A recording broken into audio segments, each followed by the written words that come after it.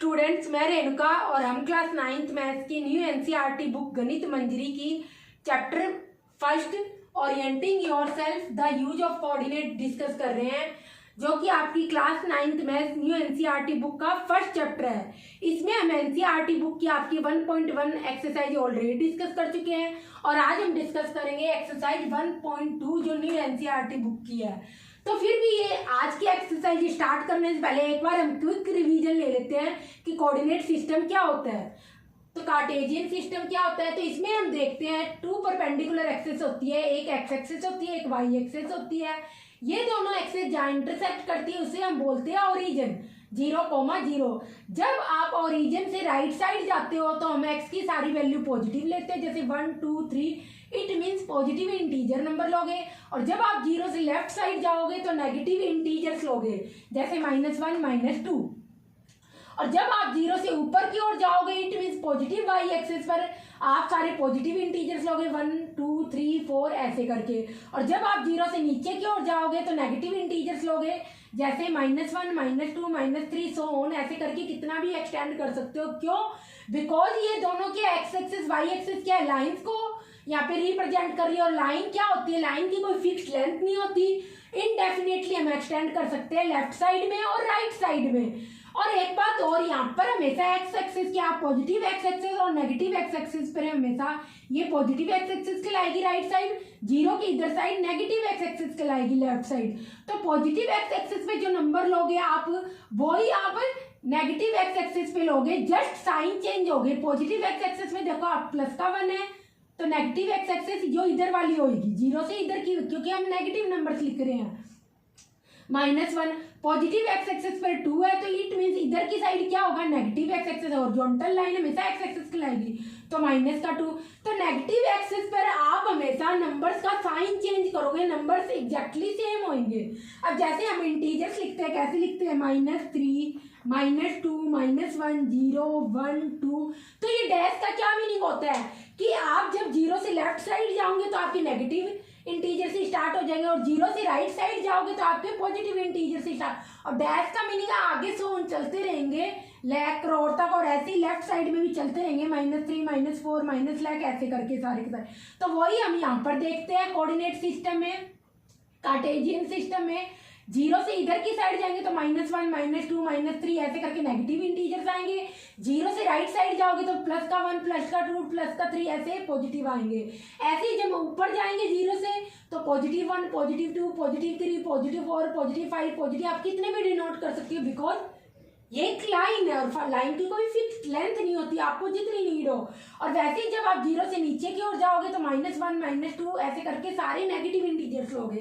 और आप देखोगे कोई भी 2 पॉइंट्स के बीच, कोई भी 2 वैल्यू के बीच अगर हम एक्स एक्सिस में देखेंगे तो इक्वल इंटरवल होगा 1 -0 1 2 -1 1 3 -2 1।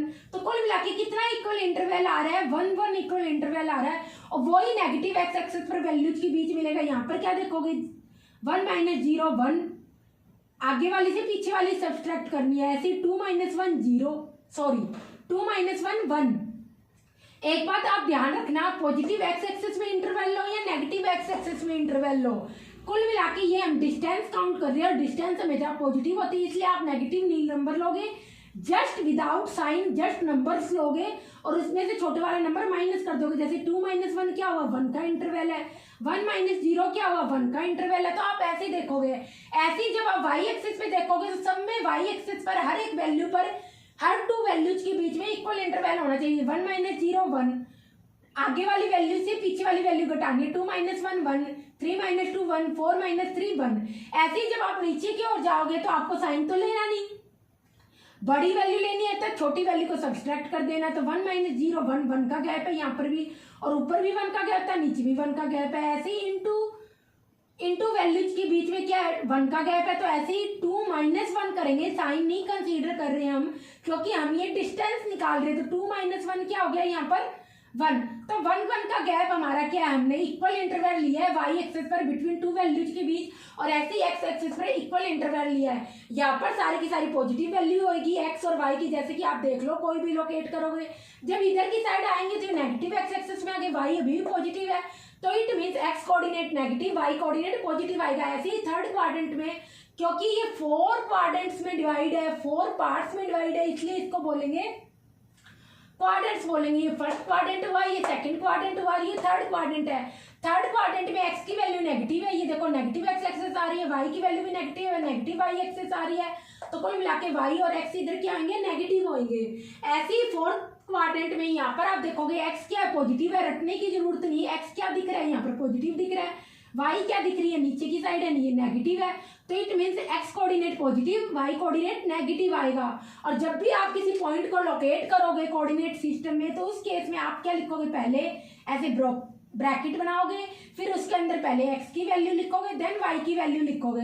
तो इट मीन्स अगर मैं कह दूं पॉइंट 2,3 में एक्स कोऑर्डिनेट क्या, तो आप बोलोगे एक्स कोऑर्डिनेट 2 है, वाई कोऑर्डिनेट 3 है। तो ये कुल मिला के आपका सारा का सारा एक्स वाई प्लेन बोल दो, कार्टेशियन सिस्टम बोल दो, बिकॉज कार्टेशियन ने दिया था, या कार्टेशियन प्लेन बोल दो, इसको आप कुछ भी बोल सकते हो। और इसमें हम कोऑर्डिनेट्स के बारे में पढ़ते हैं, और इन कोऑर्डिनेट को हम रियल लाइफ में कैसे यूज करेंगे, तो इसका बेस्ट एग्जांपल ये 1.2 का आज हमने ये जो डायग्राम बना रखा है रियान के बेडरूम का, उसका हम सारा ये डायग्राम देखेंगे। तो यहाँ पर आपको एक बच्चा है रियान, इसके बेडरूम का डायग्राम दे रखा है, और यहाँ पर ये राइट साइड में यहाँ पर बाथरूम है, ये सारा का सारा बना हुआ।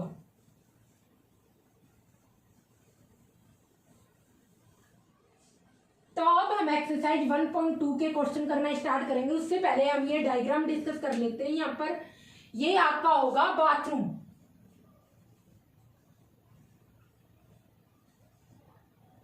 तो ये आपका बाथरूम है, ये रियान का बेडरूम है, और ये इसका वॉशरूम है कुल मिला के। इससे पहले आपको यहाँ पर एक और फॉर्मूला पता होना चाहिए, सेक्शन फॉर्मूला। सेक्शन फॉर्मूला जैसा कि नाम से ही पता चल रहा है, इसको क्या कहेंगे हम, सेक्शन मीन्स सेक्शंस में कोई चीज डिवाइड करना। तो जब भी हमारे पास एक लाइन होती है, फॉर एग्जांपल ये एक लाइन है, उस केस में आप इसको जैसे ये पॉइंट हो गया, यहां पर ये पॉइंट हो गया,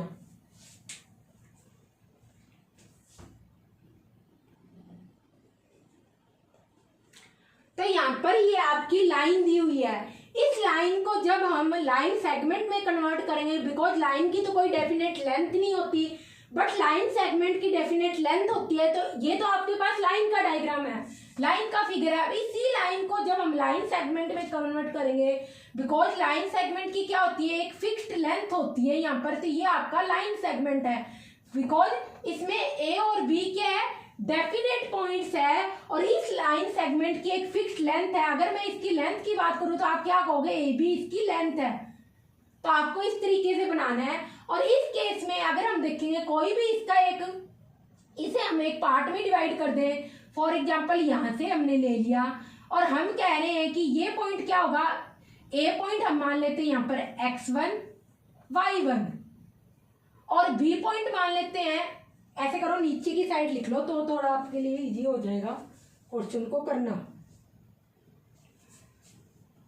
तो आपको सारा का सारा समझ आएगा बेटर वे से।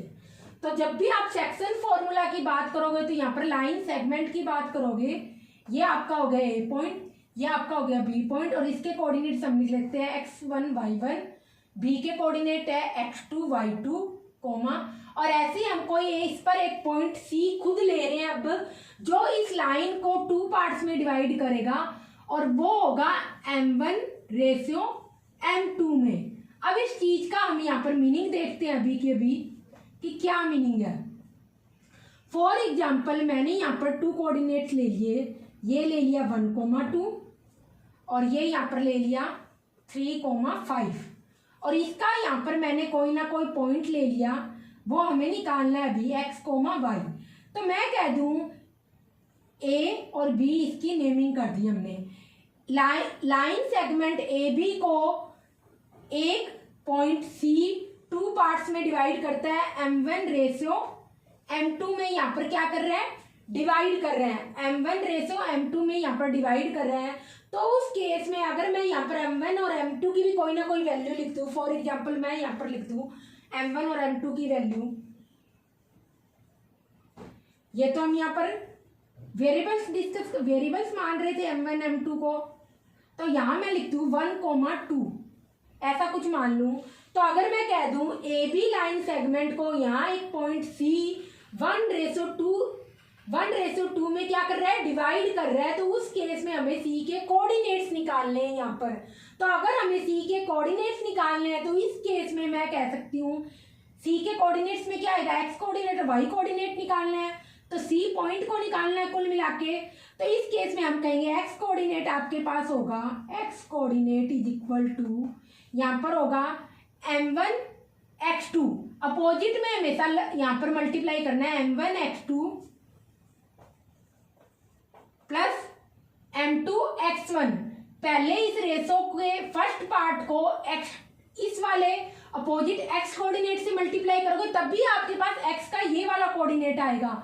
फिर इसके बाद इस कोऑर्डिनेट से मल्टीप्लाई करोगे रेशो m2 को, तो यहाँ पर इससे कर दिया m2 x1 अपॉन में इन दोनों रेशो का क्या आ जाएगा, एडिशन m1 प्लस m2। और ये हम यहाँ पर क्या निकाल रहे थे, ये वाला कोऑर्डिनेट निकाल रहे हैं x3। तो इट मीन्स जब भी हम आपको एक लाइन सेगमेंट दिया हो, जैसे कि ये दे रखा है ए बी और इसको एक पॉइंट सी यहाँ पर 1:2 में डिवाइड कर रहा है, तो हमें अगर ए और बी के पॉइंट्स दे रखे हो और अगर हमें सी का पॉइंट्स निकालना हो तो हम हमेशा ऐसे लिखेंगे, जो भी आपको कोऑर्डिनेट निकालना है यहाँ पर हमें सी कोऑर्डिनेट निकालना है, ये यहाँ पर ये वाला कोऑर्डिनेट निकालना है, तो इसे भी हम सी की नेमिंग दे देते हैं। तो इस तरीके से आपके पास सी के कोऑर्डिनेट्स हमने यहाँ पर दे रखे हैं x3, एक्स कोऑर्डिनेट क्या है सी का x3, बिकॉज हम एक्स कोऑर्डिनेट निकाल रहे हैं तो इस m1 को अपोजिट ऐसे क्रॉस मल्टीप्लाई करेंगे एक्स कोऑर्डिनेट से। जब एक्स कोऑर्डिनेट निकालोगे तो इस रेशो को एक्स कोऑर्डिनेट से ही मल्टीप्लाई करोगे, जस्ट अपोजिट को m1 को x2 से, m2 को x1 से, अपॉन में इन दोनों रेशो का एडिशन m1 प्लस m2। आपके पास सी का x कोऑर्डिनेट आ गया जो कि x3 है। ऐसे ही जब आप y3 कोऑर्डिनेट को निकालोगे, इट मीन्स y कोऑर्डिनेट को निकालोगे, तो हम यहाँ पर लिखेंगे y3 इज इक्वल टू, वही सेम लिखेंगे, रेशो m1 को अपोजिट से मल्टीप्लाई करेंगे, पास वाले से नहीं करते बस दूर वाले से करते हैं, m1 y2 plus m2 y1 upon में दोनों रेशो का एडिशन। ये आपके पास सी का y3 कोऑर्डिनेट आ गया। इट मीन्स आपको सी के दोनों कोऑर्डिनेट्स मिल गए। एक्स कोऑर्डिनेट होगा m1 x2 plus m2 x1 upon m1 plus m2। ऐसे ही सी का y कोऑर्डिनेट होगा जो कि y3 है, m1 y2 plus m2 y1 upon में m1 प्लस m2। ये आपके पास यहाँ पर कोऑर्डिनेट्स आ जाएंगे। तो डिवीजन का मतलब है जितना पार्ट यहाँ पर है उतना पार्ट वो क्या है, m1 है, और जो पार्ट सी के इधर की साइड है राइट साइड में वो आपका m2 पार्ट है। अब इसी क्वेश्चन को हम जैसे एक एग्जांपल से करते हैं। यहाँ पर हमने एक यहाँ पर लाइन सेगमेंट ले लिया, ये या आप ऐसे करो, ऐसे लिख लो, ये हो गया, ये हो गया 1,2, ये पॉइंट हो गया, और ये आपका हो गया यहाँ पे नीचे ही लिख लो 5,6, और ये इस लाइन को यहाँ पर एक पॉइंट सी डिवाइड कर रहा है जो कि आपको एक्स वाई कोऑर्डिनेट निकालने हैं यहाँ पर। तो इसमें क्या, ये किस रेशो में डिवाइड कर रहा है, 1:2 में। अब हमें इस सी पॉइंट की एक्स कोऑर्डिनेट निकालना है। हमेशा क्या करेगा, इंटरनल डिवाइड करेगा, एक्सटर्नली डिवाइड नहीं करेगा, इंटरनली डिवाइड करेगा हमेशा ये C point line segment A और बी को। तो आपको अगर सी का एक्स कोऑर्डिनेट निकालना है तो हम लिखेंगे x is equal to m1 क्या होगा आपके पास 1, और ये किससे मल्टीप्लाई होगा, आपको ये फॉर्मूला भी लर्न करने की जरूरत नहीं, डायरेक्ट मैं बताती हूँ। 1 को क्रॉस मल्टीप्लाई करो, एक्स कोऑर्डिनेट निकालना है तो एक्स से 1 × 5 प्लस 2 × 1 अपॉन में इन दोनों रेशो का क्या होगा, एडिशन 1 + 2। ये आपके पास, इसको सोल्व कर लेना, एक्स का कोऑर्डिनेट आ जाएगा, क्या हो जाएगा 7/3। और ऐसे ही जब आप y कोऑर्डिनेट निकालोगे तो आप क्या करोगे, 1 को फिर y से मल्टीप्लाई करोगे, 1 × 6, ऐसे ही 2 × 2 प्लस का 2 × 2, और अपॉन में क्या आ जाएगा, यहाँ पर अपॉन में आपका आ जाएगा 2 + 1 या 1 + 2, कैसे भी आप लिख सकते हो, तो यहाँ पर आप लिख लो 2+1, तो ये हो जाएगा यहाँ पर 2+1, 1+2 लिखना है 1+2 लिख लो, कोई मैटर नहीं कर रहा। तो ये क्या आ जाएगा, हमने यहाँ पर लाइन क्या बनाई थी आपकी 1,2, यहाँ पर 5,6, ये आपके पास सी का था 1:2, ये x, y आपको निकालना था, तो आपने क्या किया 1 × 5 + 2 ×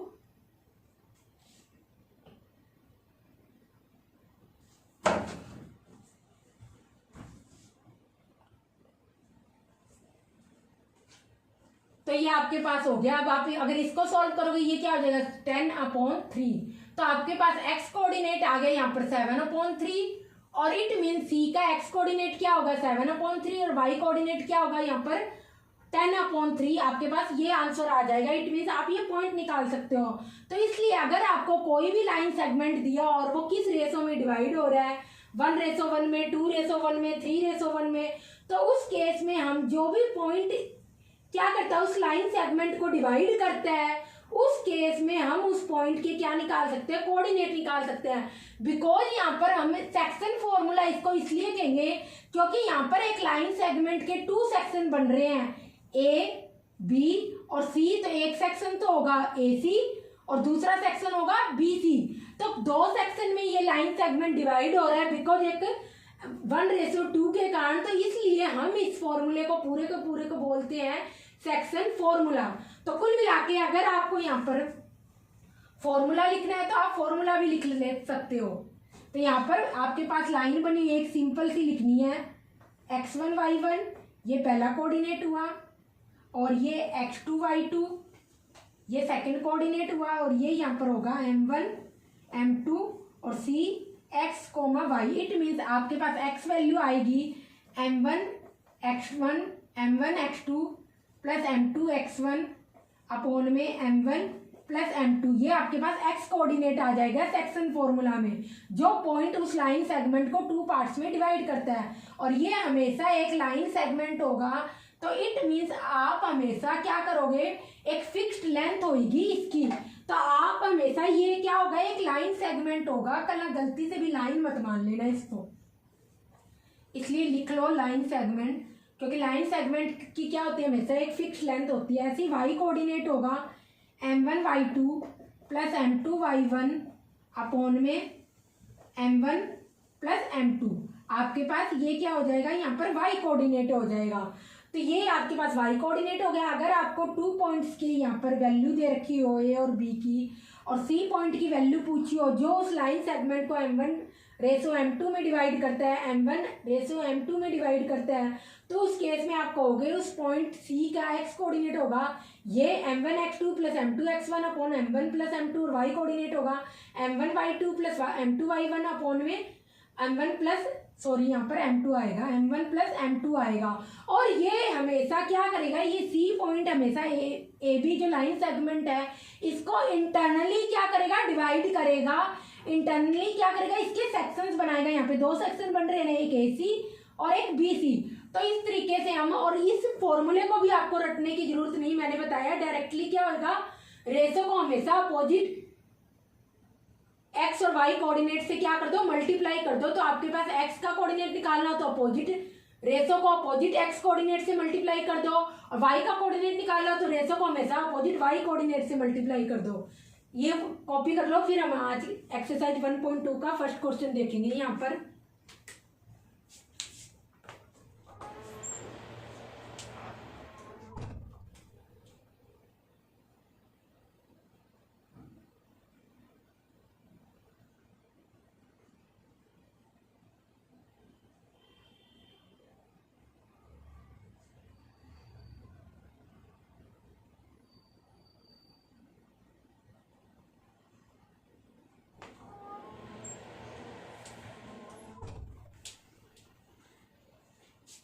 हम एक्सरसाइज आपकी 1.2 के क्वेश्चन डिस्कस करेंगे। यहाँ पर आपको रियान का बेडरूम दे रखा है। यहाँ पर ये सारा का सारा ये रहा O, ये पॉइंट होगा A, ये B और ये C पॉइंट है। ये रियान का बेडरूम है, और ये इधर यहाँ पर इसका बाथरूम बना हुआ है पूरा का पूरा POPRF।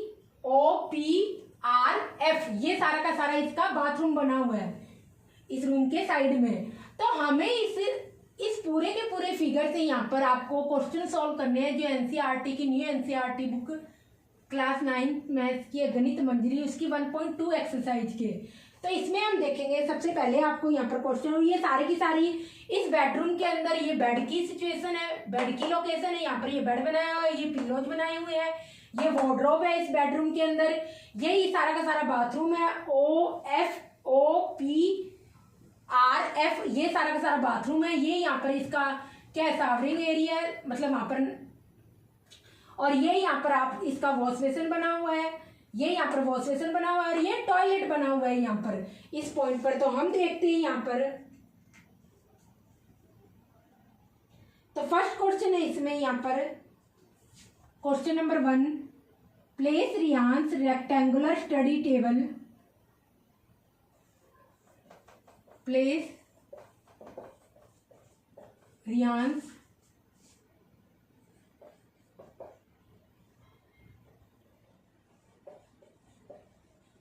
Rectangular study table. और इस डायग्राम को जैसे जैसे हम क्वेश्चन सॉल्व करेंगे वैसे वैसे सारा का सारा डिस्कस कर लेंगे। फिर भी मैं एक बार बता देती हूँ, ये यहाँ पर क्या है 0 है, और ये सारी की सारी एक्स एक्सिस है, ये पॉजिटिव एक्स एक्सिस है, ये यहाँ पर नेगेटिव एक्स एक्सिस है, ये क्या है यहाँ पर पॉजिटिव वाई एक्सिस है, और ये सारी की सारी क्या है एक्स एक्सिस है आपके पास पॉजिटिव, और ये सारी की सारी नेगेटिव एक्स एक्सिस है, और इस पर हमने पॉइंट्स लोकेट कर रखे हैं।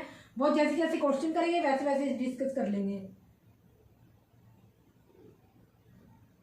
विद 3 of its feet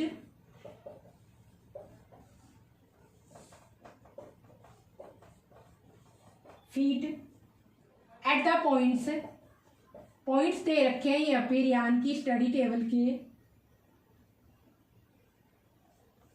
8,9 11,9, जिसको बुक से देख रहे हो क्वेश्चन बुक से देख लो, वही क्वेश्चन है एज इट इज 1.2 के। तो यहाँ पर आपके पास फर्स्ट क्वेश्चन जो इसमें पूछा गया है यहाँ पर वो है what where will be the 4th foot of the table B. तो यहाँ पर आपको क्या दे रखे है, देखो एक स्टडी टेबल दे रखी है, आप इधर देखो, ये सबसे पहले क्या है 8,9, तो 8,9 कहां पर आएगा, इधर की कहीं आएगा, ये हो गया 8,9। इसके बाद क्या दे रखा है 9 ही पॉइंट हो तो 11,9, ये हो गया 11,9। उसके बाद दे रखा है 11,7। अब मैंने ये पॉइंट ऐसे ही क्यों लोकेट करी है मैं अभी बताती हूँ आपको। अब आपको यहाँ पर 3 पॉइंट्स दे रखे थे 8,9 11,9, ये एक रेक्टेंगुलर स्टडी टेबल है, ऑब्वियसली मैंने बना ली। हमें 3 पॉइंट्स दे रखे थे A B C और D, आपको यहाँ पर निकालना था, ये अभी हम नहीं लिखते। अब A पॉइंट हमने मान लिया 8, x की वैल्यू क्या है 8 है, ऑब्वियसली 8 है। अब सेकंड में क्या है x की वैल्यू क्या है 11 है। अब 8 के बाद 11 आएगा ना, इसलिए मैंने B पॉइंट क्या माना है, B पॉइंट बाद में लिखा है जो कि 11 है। बट y की वैल्यू क्या है, दोनों कोऑर्डिनेट्स में सेम है, इसलिए ये एक ही लाइन पर क्या होंगे लोकेट होंगे। अगर ये आपके पास यहाँ पर क्या बनेगी, ये x एक्सिस हुई, ये y एक्सिस हुई, तो उस केस में अगर मैं कह दूं x की वैल्यू कितने से क्या चेंज हो रही है, x की वैल्यू 8 से 11 चेंज हो रही है, पर y कोऑर्डिनेट कांस्टेंट है, तो आपके पास टेबल क्या बनेगी, कुछ ये बनेगी यहाँ पर ऐसे, या इसको ऐसे बना लो कोई बात नहीं, ये तो स्क्वायर शेप में बन रही है, आपको रेक्टेंगुलर बनानी है, तो ये टेबल बनेगी। ये क्या होगा 8,9, ये क्या होगा 11,9, बिकॉज ये देखो y कोऑर्डिनेट तो कांस्टेंट ही है यहाँ पर, ये देखो दोनों ही पॉइंट की वैल्यू क्या है, इसकी भी 9 है और इसकी भी 9 है। तो इस तरीके से यहाँ पर हम ये मान रहे हैं, तो जब भी कोई भी एक कोऑर्डिनेट क्या हो कांस्टेंट हो तो वो हमेशा दोनों पॉइंट्स क्या होंगे उसी लाइन पर लोकेट होंगे, इसलिए मैंने यहाँ पर क्या मान लिया 11,9। अब उसके बाद देखो c क्या था 11,7। अब x कोऑर्डिनेट तो 11 कब होगा, इस एक्सिस पर, यही एक्सिस पर होगी, यहाँ पर भी 11 होगा, x की वैल्यू यहाँ पर भी 11, यहाँ पर भी 11, यहाँ पे आप देखो अगर मैं कह दूं 11x की वैल्यू तो कहाँ होगी, यहाँ पर भी 11 होगा x, यहाँ पर भी 11 होगा, यहाँ पर भी 11 होगा, यहाँ पर भी 11 होगा x। y की वैल्यू क्या है 7 है, कहाँ पर है 7, यहाँ पर देखो 4 5 6 7 7। तो ये क्या हुई हमारी पूरी की पूरी इस लाइन के ऊपर क्या होगा, अगर मैं इस लाइन की ऐसे बात करूंगी, ऐसे बनाकर इस टाइप से लाइन बनाऊंगी, तो इस पूरी लाइन पर x की वैल्यू क्या होगी 11, और यहाँ पर इस पॉइंट पे आके अगर मैं इस पॉइंट पे आ जाऊंगी तो यहाँ से देखोगी इधर इस पूरी लाइन पर x की वैल्यू क्या होगी 11, जबकि y की वैल्यू इस पॉइंट के ऊपर क्या होगी 7। तो कुल मिला के आप देखोगे इस पॉइंट के कोऑर्डिनेट्स क्या आ जाएंगे 11,7। तो वही बात हम यहाँ पर कर रहे हैं, अगर इसके पॉइंट क्या है 11,7 है तो इट मीन्स यहाँ पर क्या आएगा, अब ये क्या देखो यहाँ पे y कोऑर्डिनेट कांस्टेंट है, ऑब्वियसली इस लाइन पर क्या रहेगा। अब मैं अगर इस लाइन की यहाँ पर बात करूं, ये इस लाइन की S1 S2 की, तो आप देखोगे S1 S2 पर y की वैल्यू क्या रहेगी, हमेशा 5 ही रहेगी। यहाँ पर भी 5 है, यहाँ पर भी 5 है, यहाँ पर भी 5 है, यहाँ पर भी 5 है और यहाँ पर भी 5 है। जस्ट चेंज क्या हो रही है, x की वैल्यू ही तो चेंज हो रही है।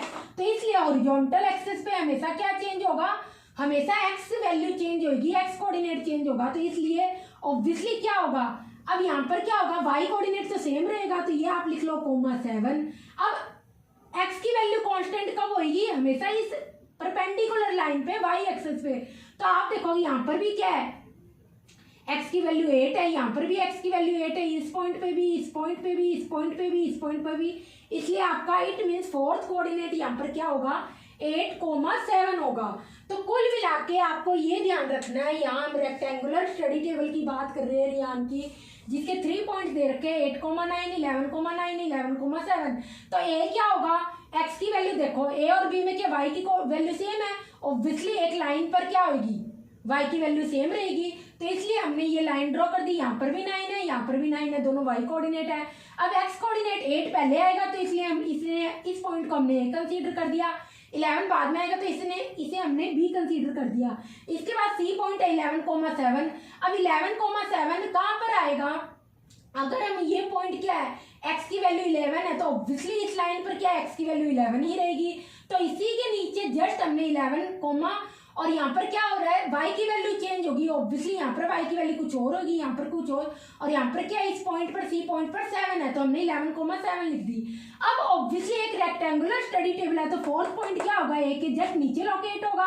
तो ऑब्वियसली इस परपेंडिकुलर लाइन पर x की वैल्यू तो सेम रहेगी, हमेशा परपेंडिकुलर लाइंस पर क्या रहती है x कोऑर्डिनेट सेम रहता है, और हॉरिजॉन्टल लाइन पर क्या रहता है हमेशा y कोऑर्डिनेट हमेशा सेम रहेगा। इसीलिए हमारा जब यहाँ से इस a पॉइंट से आप नीचे की ओर आओगे x की वैल्यू 8 ही रहेगी, तो हमने 8 लिख दी। और क्योंकि आप हॉरिजॉन्टल लाइन से देखोगे y की वैल्यू इस कोऑर्डिनेट पर क्या है 7, तो ऑब्वियसली यहाँ पर भी 7 होगी। तो हमेशा जब आप हॉरिजॉन्टल जाओगे तब हमेशा क्या रहेंगे y कांस्टेंट रहेगा एक लाइन के ऊपर। अब ऐसे नहीं कि इस एक्सेस के ऊपर कहीं भी जाओगे, जैसे मैंने एक लाइन खींची तो इस लाइन के ऊपर क्या रहेगा हमेशा x कोऑर्डिनेट क्या रहेगा, ये क्या हुई। अब इस पे मैंने क्या कह दिया, यहाँ पर y हमेशा कांस्टेंट रहेगा इस लाइन के ऊपर, अगर समझ आ रही हो। और आप कोऑर्डिनेट सिस्टम बनाकर अगर इससे भी बेस्ट भी अगर आपको निकालना है तो आप ऐसे करो, ग्राफ पर ये सारे के सारे कोऑर्डिनेट्स रियान की स्टडी टेबल के प्लॉट करो, फिर आपको पता चल जाएगा खुद ब खुद बेस्ट वे यही है। ग्राफ पेपर पर ये सारे के सारे पॉइंट्स लोकेट करो, कैसे लोकेट करते हैं मैंने आपको बता रखा है, और फिर इस क्वेश्चन को सॉल्व करो, आपसे बहुत इजीली ये क्वेश्चन सॉल्व होगा अगर अभी भी नहीं समझ आ रहा तो। और जैसे कि हम इसमें कर लेते हैं, यहाँ पर ग्राफ पर अब अगर आप इसको प्लॉट करोगे तो कैसे प्लॉट करोगे, और थोड़ा सा इधर बना लो क्योंकि हमें नेगेटिव पॉइंट्स तो चाहिए ही नहीं। वैसे ग्राफ पे बनाने की कोई नीड नहीं है, आपकी खुद की इतनी इमेजिनेशन होनी ही चाहिए। ये 2 4 6 8 आगे भी जाएगा ये तो, क्योंकि हमारा लास्ट कोऑर्डिनेट क्या था इसके अंदर टेबल के अंदर 11 तक जा रहा है ये। तो और इसको गैप को कम कर लो, आप ऐसे करो, ये तो मैंने डायरेक्टली बताया था, वैसे तो आपको डायरेक्टली यहाँ पे आ जाए तो सबसे अच्छी बात है, आना तो वैसे ही चाहिए। तो ये 2 4 6 8 10 ये 12 हो गया। और उसके बाद हमारा y कोऑर्डिनेट कहाँ तक जा रहा था, यहाँ पर हमने लिखा था स्टडी टेबल का 11,9 9 तक जा रहा था, तो इसमें भी 2 2 के ले लो यहाँ पर 2 4 6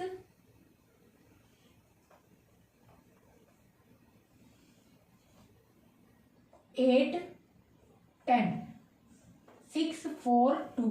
अब आप देखो, आप सारे के सारे पॉइंट्स यहाँ पे लोकेट करो, ये आपको 1 मिनट में समझ आ जाएगा, अगर तब भी मेरा क्वेश्चन ना समझ आया हो तो। इसमें आप देखोगे 8,9 कहाँ होगा, 8 ये रहा एक्स एक्सेस में देखेंगे, और 9 कहाँ पर होगा, यहाँ पर कहीं बीच में, ये हो गया इधर, ये आपका हो गया 8,9। 11,9 11 कहीं होगा इधर, ये इन दोनों 10 और 12 के बीच में क्या होगा, एक्स की 11 वैल्यू, और 9 कहाँ पर होगा, यहां पर ही होगा, ये रहा, ये 11 इधर आया, इधर कहीं होगा 11,9। अब इसके बाद आप यहाँ पर लिखोगे 11,7। 11 तो यही रहा आपका, और 7 कहाँ पर आएगा, नीचे की साइड आएगा, क्योंकि x की वैल्यू क्या है 11 है, तो 11 का होगी, यहाँ से देखोगे 7 का आएगा, 6 और 8 के बीच में आएगा, तो कुछ यहाँ पर होगा, ये होगा 11,7। अब आप इन पॉइंट्स को आपस में मीट कर दो, तो आप देखोगे यहाँ पर जो ये पॉइंट है ये क्या आएगा, आप देखो यहाँ पर क्या आ रहा है, तो ये पॉइंट यहाँ पर आ जाएगा आपका 8, किधर गया, ये रहा, ये आ गया 8, और ये यहाँ पर मिडिल में क्या आएगा 7। 8,7 आपके पास यहाँ पर इस स्टडी टेबल का ये 4th पॉइंट आ जाएगा। तो आप ग्राफ पर प्लॉट करोगे तो ग्राफ पर प्लॉट करके देख लो, अदरवाइज अगर आपको ऐसे ही समझ आ रहा है तो आप देख लेना, वो कोऑर्डिनेट से पता चल जाएगा, क्योंकि यहाँ से 8 की वैल्यू, यहाँ से अगर आप देखोगे तो ये पॉइंट कहाँ पे जा रहा है 8 पर, और यहाँ से देखोगे किस पे कट हो रहा है, वाई एक्सिस पे 7 पे, तो 8,7 इसके कोऑर्डिनेट्स आ गए। अब इसका हम सेकंड क्वेश्चन देखते हैं, is this good spot for the table, obviously है, क्यों, क्योंकि टेबल की जितनी लेंथ है उसमें कह रहे हैं कि ये इसके फीट होंगे, नहीं होंगे, ऑब्वियसली होंगे। आप यहाँ पर देखो लेंथ कितनी है, जब आप इस टेबल की यहाँ पर लेंथ निकालोगे तो आप देखो यहाँ पर कितनी होगी,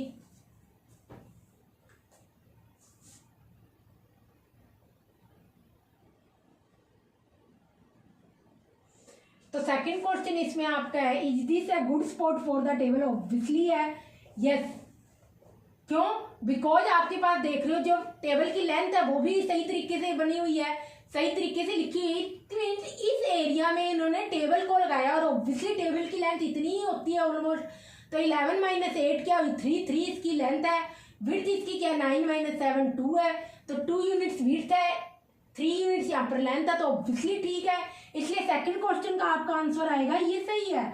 और थर्ड में आपसे पूछ कि विड्थ क्या है टेबल की, विड्थ ऑफ टेबल, तो आप यहाँ पर देखोगे जब हम विड्थ की बात कर रहे हैं तो विड्थ क्या होती है, लेंथ हमेशा ज्यादा होती है, विड्थ हमेशा कम होती है, तो इट मीन जो ये वाई एक्सिस है ये क्या होगी, विड्थ होगी, तो विड्थ आपकी क्या होगी, बड़ा कोऑर्डिनेट क्या है, इट मीन ये क्या है, ये वाली हम देखेंगे तो वाई कोऑर्डिनेट क्या है 9 - 7 जो कि ये आ रहा है, इज इक्वल टू 2 यूनिट्स, या आप लिख सकते हो 2 फीट, ऐसे भी लिख सकते हो, अदरवाइज यूनिट की हम यहाँ पर बात कर रहे हैं तो आप यूनिट्स ही लिख दो, ये तो भी सही है।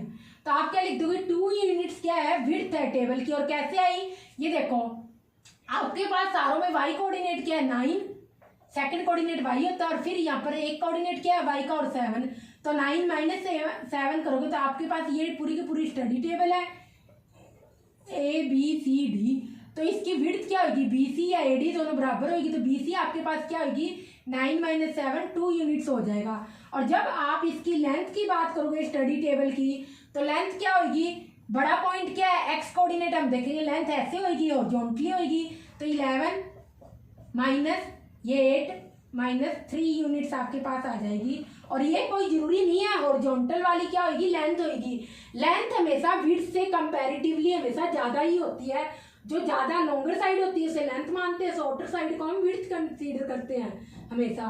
तो लेंथ आपके पास इस स्टडी टेबल की आ गई 3 यूनिट्स, विड्थ आपके पास आ गई 9 - 7 2 यूनिट्स आपके पास आ जाएगी।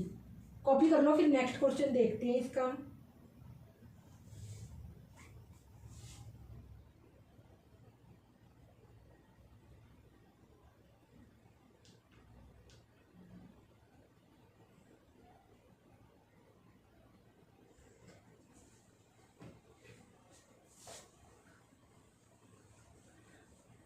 तो इस बार जो आपकी क्लास 9th का सिलेबस चेंज हुआ है उसमें अच्छी बात यही है कि आपको प्रैक्टिकली चीजें ऑब्जर्व करनी पड़ेगी। ऐसे नहीं जो दे दिया बस वो रटा रटाया आप उसको रट लो और डायरेक्ट क्वेश्चन कर लो। आपको आपका माइंड यूज करना पड़ेगा, आपको आपके दिमाग में उन चीजों को सोचना पड़ेगा।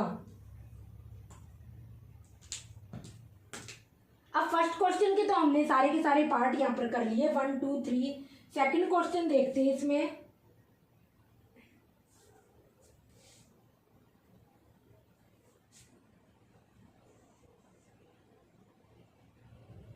सेकंड क्वेश्चन है आपका, इफ बाथरूम डोर का क्या हो, एक हिंज हो।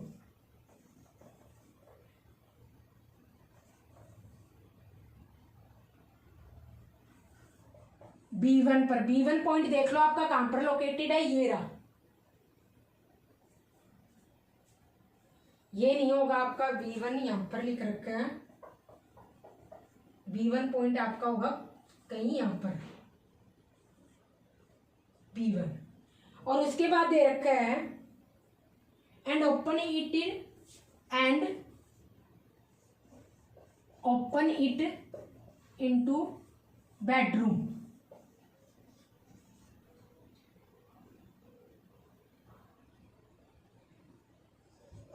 तो क्वेश्चन है विल इट हिट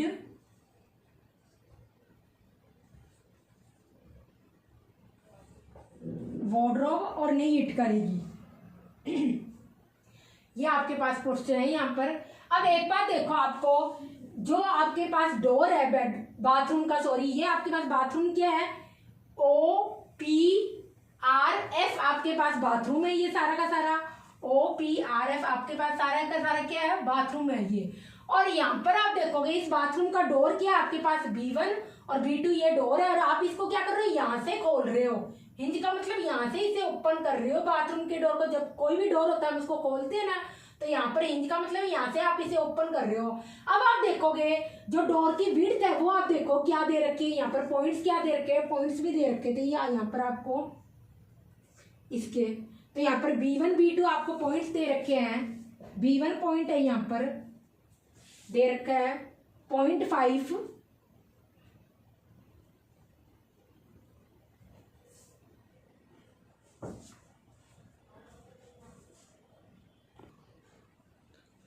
तो यहां पर आपको B1 का पॉइंट दे रखा है 0, क्योंकि B1 क्या है y एक्सेस पे, इट मीन्स आपके पास क्या होगी, x की वैल्यू तो 0 होगी, 0 x की वैल्यू 0 और y की वैल्यू क्या है, ये देखो 1 और 2 के बीच में आ रहा है 0.1.5 और B2 की वैल्यू क्या होगी, ये देख लो B2 ये रहा। डोर की कुल क्या है, ये विड्थ है B1 और B2। गोड यहाँ पे हम जो दरवाजे की बात कर रहे हैं ये इसकी चौड़ाई है B1 और B2। और यहाँ से आप B1 से क्या कर रहे हो, दरवाजे को खोल रहे हो। और ऐसे ही B2 आपके पास क्या आ जाएगा, ये y एक्सिस बनी हुई है हमारी सारी की सारी। इस y एक्सिस पे B2 के कोऑर्डिनेट्स क्या आ जाएंगे, x का कोऑर्डिनेट तो 0 और ये 4 आ जाएगा। तो हम B1 B2 की अगर लेंथ देखेंगे यहाँ पर, तो B1 B2 आपका क्या हो जाएगा, 4 माइनस 1.5 क्या आ जाएगा, 4 minus 1.5 is equal to 2.5 units आ जाएगी आपके पास। अब आप देखो जब आप इस डोर को खोलोगे तो ये कहाँ तक खुलेगा आपका, यहाँ पर 2.5 तक खुलेगा। तो 2.5 एक्स एक्सिस में क्या, जब आप इसको खोलोगे ऐसे खोलोगे ना, देखो ये डोर है, जैसे कोई ये डोर बना हुआ है। अब इस डोर को अगर आप या तो अंदर की ओर खोलोगे, पर ये खुल कहाँ रहा है, अभी इसमें लिखा हुआ था हमने पढ़ा था, ये डोर किस में खुल रहा है, बेडरूम में खुल रहा है, यहाँ बेडरूम के अंदर खुल रहा है। तो डोर को आप क्या करोगे, ऐसे करके बाहर से ऐसे खोलोगे, ऐसे खोलोगे। जब आप इस डोर को ऐसे करके खोलोगे बाहर की साइड, बेडरूम में खोलोगे अंदर की साइड में, तो इट मीन्स बेडरूम में खोलोगे, इस डोर को ऐसे खींचोगे, इस डोर को ऐसे खींचोगे, तो ये डोर की विड्थ कितनी है, 2.5। तो यहाँ पर आप एक्स एक्सिस में देखोगे, जब आप इसको खोलोगे तो ये एक्स एक्सिस भी आएगी इसकी विड्थ, ऐसे करके खोलोगे ना। फॉर एग्जाम्पल जैसे मैं कैसे बताऊंगा आपको, ये डोर है ऐसे, और इसको आप क्या कर रहे हो, यहाँ से खींच रहे हो, इस डोर को ऐसे खोलोगे। जब इस डोर को मैं सारा का सारा ऐसे खोलूंगी तो ये क्या होगा, यहाँ पर क्या आएगा, इतनी इसकी विड्थ आएगी 2.5। 2.5 आपका कहाँ मिलेगा, कुछ यहाँ मिला के कुल यहाँ इधर की साइड होगा 2.5 विड्थ के अंदर, जो कि विड्थ है।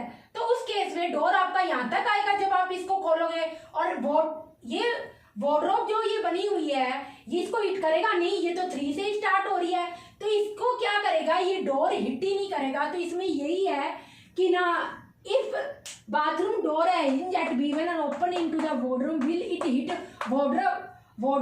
तो ऑब्वियसली wardrobe मतलब जो ये अलमारी है इसको ये हिट ही नहीं करेगा, इस लकड़ी की अलमारी को ये हिट ही नहीं करेगा, कबर्ड को ये हिट ही नहीं करेगा, बिकॉज ये तो 3 से ही स्टार्ट हो रही है। और जबकि जो हम दरवाजे की चौड़ाई बोल रहे हैं वो यहाँ पर ओनली 2.5 यूनिट्स है, जो कि 2.5 यूनिट्स है, तो ये इसको यहाँ पर हिट ही नहीं करेगा। और खोलोगे कैसे, जैसे ये आपका डोर बना हुआ है ऐसा सारा का सारा, और आप इसको ऐसे खोल रहे हो, तो ऑब्वियसली ये कहा किस विड्थ कैसे जाएगी, इसकी एक्स एक्सिस के अंदर जाएगी, थोड़ा सा आपको स्पोज करना पड़ेगा ये सारी की सारी चीज। तो आप खोलोगे तो 2.5 यहाँ तक की यहाँ पर आपका दरवाजा खुलेगा, जबकि अलमारी क्या आगे है तो ये इसको हिट ही नहीं करेगा। तो इसमें नेक्स्ट क्वेश्चन था कि ये इसको हिट करेगा, ऑब्वियसली आप इसको लिखोगे नो।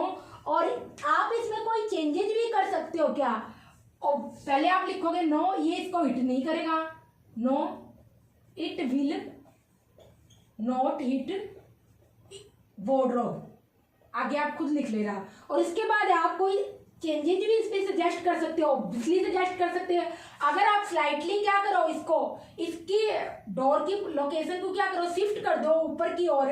यहाँ पर क्या आ रहा है, ये 1.5 है और वार्डरोब कहाँ तक है, 2 तक है, तो इसको थोड़ा सा ऊपर की ओर शिफ्ट कर दो। अगर ये यहाँ तक भी शिफ्ट हो जाए तो उस केस में B2 क्या हो जाए, इधर हो जाए, तो हम तो ऐसे खोल रहे हैं ना डोर, तो उस केस में क्या होगा आपका, यहाँ पर इसको स्लाइटली ऊपर की ओर अगर आप इसको शिफ्ट कर दो तो ये शायद बेटर रहेगा। ये कभी भी वार्डरोब को अगर थोड़ी सी चौड़ी बनाए तो आप इसका आंसर ऐसे लिख लो, इसी क्वेश्चन का आंसर। ये तो इतना हो गया, इट विल नॉट हिट, इसमें 2 क्वेश्चन पूछे तो ये इसको हिट करेगा नहीं करेगा, और अदर चेंजेस इसमें जो होंगे वो बता दो आप। इसमें ये क्वेश्चन था कि अदर चेंजेस को मेंशन करो, तो आप लिख लो if we make door slightly wider or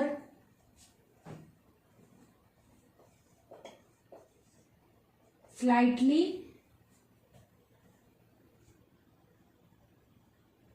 या इसे ऐसे कर लो, slightly move above to avoid obstruction, किसके साथ, वार्डरोब के साथ। ये आप आंसर लिख सकते हो। अगर हम क्या कर दें, यहाँ पर डोर को स्लाइटली क्या कर दें, वाइडर चौड़ा कर सकते हैं, थोड़ा और भी चौड़ा कर सकते हैं। वो कैसे करेंगे कि अगर आप इस डोर को या तो चौड़ा कर दो, मतलब B1 यहीं पर रहेगा, पर थोड़ा सा और कर सकते हो, और इसके साथ साथ आपको क्या करना पड़ेगा, थोड़ा सा और चौड़ा कर दो, इसके साथ साथ इसको थोड़ा स्लाइटली क्या करना पड़ेगा, मूव ऊपर की ओर करना पड़ेगा। अब ये अपवर्ड लिख दो,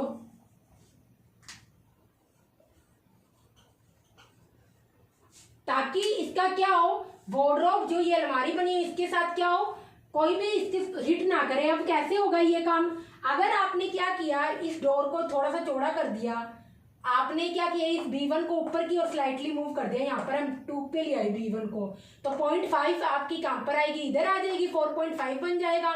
और अब इस केस में इसको थोड़ा सा ऊपर की ओर बनाया, अभी लेंथ तो इतनी आ जाएगी। अगर हमने ये B1 पॉइंट यहाँ ना लेकर इधर ले लिया, और अगर B2 आपका इधर ना लेकर थोड़ा सा इधर ले लिया, B2 इधर ले लिया, तो उस केस में आप यहाँ पर देखोगे कि ये तो अब आपका 2 पर है, 2 पर तो ये इसको करेगा, यहाँ पर हिट करेगा। अगर थोड़ा सा इधर और 2 से थोड़ा सा ऊपर ले लोगे, यहाँ पर B1 लिख दो, यहाँ पर B2 लिख दो, ये क्या है, अब ये थोड़ी सी ज्यादा होगी यहाँ पर लेंथ, ये कितनी होगी 3, 4 और ये 5 के अराउंड यहाँ पर होने वाली है। हम यहाँ पर कुछ पॉइंट को मान लेते हैं, B2 को इधर की साइड। तो इतना जब हम इसको इस टाइप से यहाँ पर खोलेंगे जब इस डोर को, तो आप देखोगे ये इस केस में क्या होगा, इस वार्डरोब को हिट भी नहीं करेगा ये यहाँ पर। तो अगर आपने यहाँ पर लेंथ चौड़ाई बढ़ा दी डोर की, B1 B2 हमने ले लिया, इस केस में देखो क्या आ जाएगी, B2 क्या हो जाएगा आपका, B2 हो जाएगा 0,4.8 और इस केस में B1 आपका क्या हो जाएगा 0,2.2। अब आप 4.8 से 2.2 यहाँ पर घटाओगे तो ये आपके पास क्या आ जाएगा 2.2 सॉरी, तो आपके पास आ जाएगा 2.6 जो कि 2.5 से क्या है बड़ा है। यहाँ पर तो रूम हमने क्या किया, डोर को चौड़ा भी कर दिया और साथ के साथ क्या कर दिया, स्लाइटली अपवर्ड मूव कर दिया। सो इस केस में ये कभी वार्डरोब को हिट ही नहीं करेगा, ये आपके पास हो सकता है। तो ये लिखना है, लिख लो, मैंने एग्जाम्पल देख के भी बता दिया। अगर आपको समझ आए और आपको खुद को ये चीज क्या करनी पड़ेगी, ऑब्जर्व करनी पड़ेगी।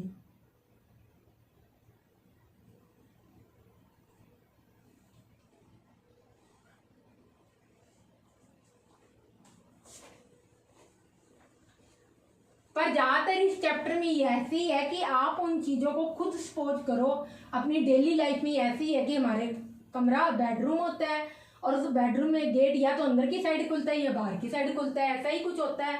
कई बार बाथरूम भी अटैच होता है उसमें, तो उस केस में कहाँ पे गेट खुलता है, कैसे खुलता है, ये सारी चीजें अगर आप सपोज करोगे ना तो खुद ज्यादा बेटर क्वेश्चन समझ आएंगे आपको। नेक्स्ट क्वेश्चन है इसमें, थर्ड क्वेश्चन आपको गिवन है, what are the coordinates of the four corner O F R P. तो थर्ड क्वेश्चन में क्वेश्चन 1 है,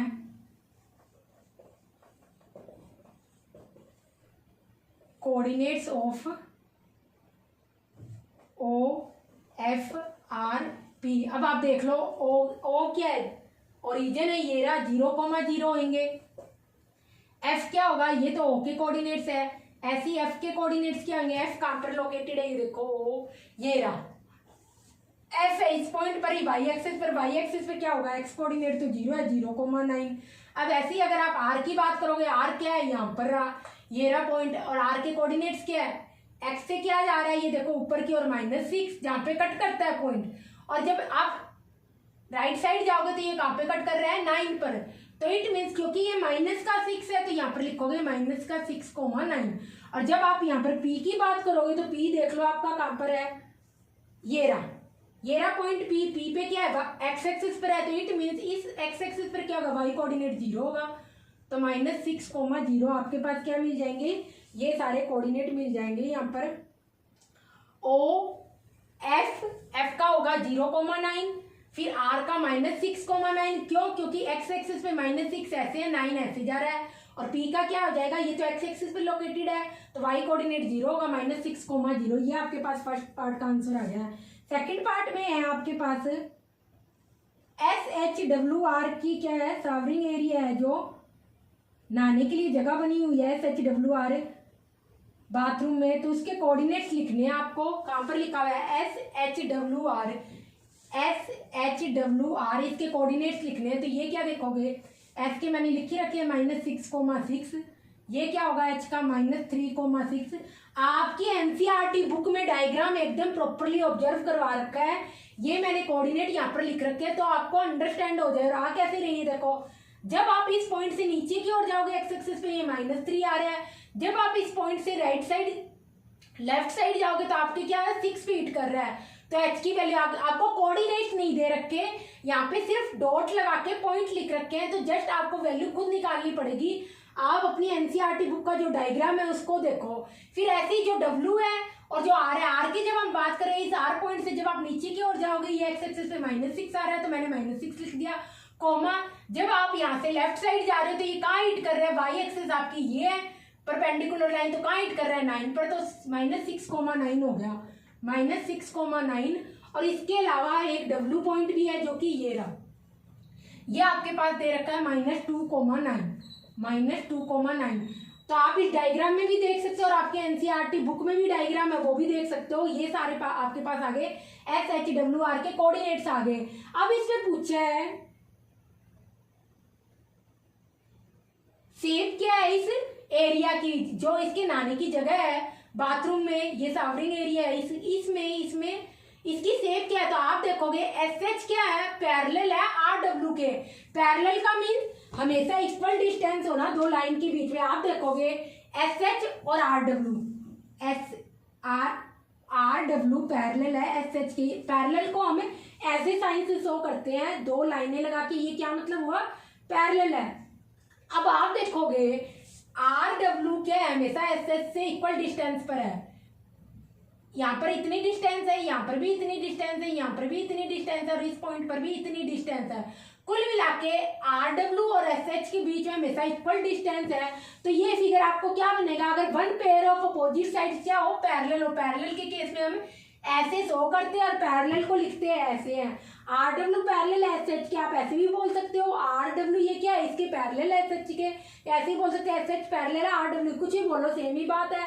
तो ये इसके पैरेलल, इट मीन्स अगर one pair of opposite sides parallel हो, यहाँ पर वन पेयर ही देखो, अपोजिट साइड क्या है, आर डब्ल्यू एस एच की अपोजिट साइड है, वन पेयर ही है क्योंकि ये सेकंड पेयर क्या आर एस और डब्ल्यू एच, ये तो एक दूसरे के पैरेलल है। तो one pair of opposite side अगर पैरेलल हो तो उस केस में वो क्या होता है, ट्रेपजियम। तो आप क्या कहोगे, सावरिंग एरिया क्या है यहाँ पर, दिस इज ट्रेपजियम। ट्रेपजियम का ये फिगर है। और इसके बाद जो आपका नेक्स्ट क्वेश्चन है यहाँ पर,